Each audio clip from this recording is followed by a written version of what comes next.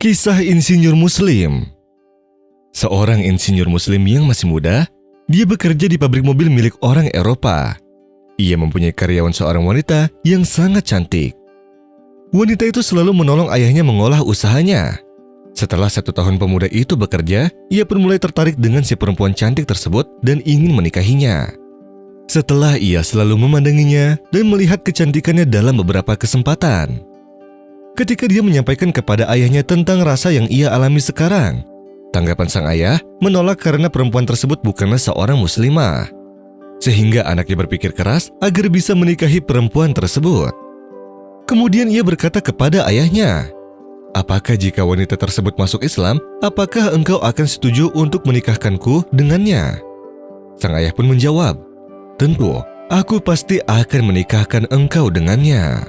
Lalu pemuda itu langsung pergi dan mengungkapkan rasa cintanya kepada perempuan tersebut yang ingin menikahinya, serta memujuknya agar mau memeluk agama Islam. Ia memberinya 10 kitab tentang Islam dengan bahasa Inggris yang sudah diterjemahkan. Salah satunya adalah Al-Quran Al-Karim. Lalu perempuan tersebut meminta waktu 4 bulan agar ia bisa membaca dan mempelajari kitab-kitab tersebut. Sampai waktunya tiba. Setelah 4 bulan berlalu, pemuda itu pun merasa yakin. Perasaannya seakan melayang karena rasa gembira yang ia alami setelah melihat perempuan tersebut memakai hijab dan sudah memeluk agama Islam. Tetapi ia terkejut ketika perempuan tersebut berkata kepadanya, "Ya, benar, aku sudah masuk Islam sekarang. Setelah aku yakin bahwa Islam adalah agama yang sangat benar, yang sudah menunjukkan kita kepada Allah Subhanahu wa Ta'ala yang Maha Esa. Dan aku sudah mengerti setelah membaca Al-Quran yang diturunkan kepada Nabi Muhammad SAW. Namun aku menolakmu untuk menjadi suamiku. Karena ketika aku membaca kitab-kitab yang engkau berikan tersebut, tak ada satupun ciri-ciri yang melekat dalam dirimu.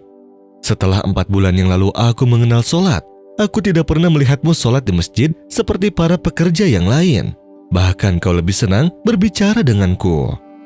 Dan ketika ada orang yang bersedekah untuk seseorang yang sedang membutuhkan biaya, bahkan engkau tidak memberikan sedikit pun uang dari kantongmu. Di waktu luangmu, engkau tidak pernah mengajak orang untuk berbuat baik atau mencegah dari perbuatan yang mungkar. Dan engkau juga tidak pernah menjelaskan 1 ayat pun atau 1 hadis pun sebagai pembelajaran. Lalu engkau datang membujukku agar masuk Islam.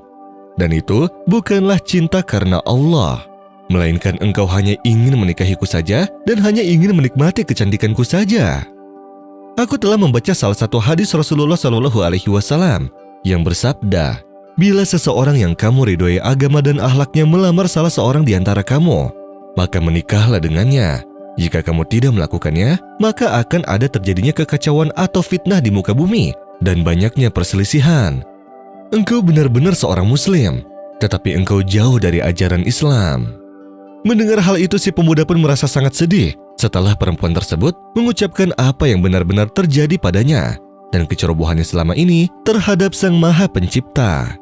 Lalu ia pun menangis dan beristighfar kepada Allah Subhanahu wa Ta'ala serta berjanji akan bertaubat, menjalankan semua perintah-perintahnya serta menjauhi semua larangan-larangannya karena ia hanya ingin mendapatkan ridhonya semata. Ketika pemuda itu merasa menyesal dan menyadari kesalahan-kesalahannya serta tangisan-tangisannya, lalu perempuan tersebut pun tersenyum kepadanya dan berkata, "Tenangkanlah pikiranmu. Sudah menjadi sebab aku masuk kepada agama yang benar karena engkau memujukku untuk masuk agama Islam.